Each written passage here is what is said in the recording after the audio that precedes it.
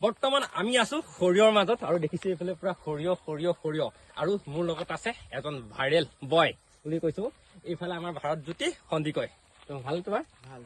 আৰু ভাৰতজ্যোতি যিহেতুকে আহিছিলে আমাৰ গাঁৱতে বিয়া এখনত তেওঁ এজন মেকআপ আৰ্টিষ্ট হয় আৰু মেকআপ কৰিবলৈ আহিছিলে ন মেকআপ কৰিব আহিছে ঘপকেনে লগ পাই গলো ভাৰতজ্যোতিক ভাবিলো অকণমান দুইটা ৰিলচ চাগে বনাওঁ আৰু ৰিলচ বনাবৰ কাৰণে আহি গলো দেখিছিলে পথাৰ আৰু পথাৰ মানে সুন্দৰ পৰিৱেশৰ মাজত তো ভাৰতজ্যোতি আৰু মই ৰিলচ বনাম এতিয়া ভাৰতজ্যোতিক এটা কথা সুধো দেই মই তুমি যে এনেকে ছোৱালী মানুহৰ যে ডান্স মাৰিব পাৰা কেনেকে মাৰা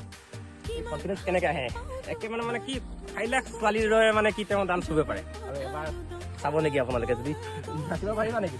গান চান লাগিব তেতিয়াহে হ'ব অঁ গান লগাম মানে পুৰা দেখিছে সৰিয়হৰ মাজত সেইবাবে লৈ আহিছো আৰু ভাৰতজ্যোতি বহুত ধুনীয়া আৰু জানে চাগে যোনে ইনষ্টাগ্ৰাম চলায় আৰু ভাৰতজ্যোতিক চিনিয়ে পায় নহয় জানো এনেই কিমান তোমাৰ ফলোৱাৰ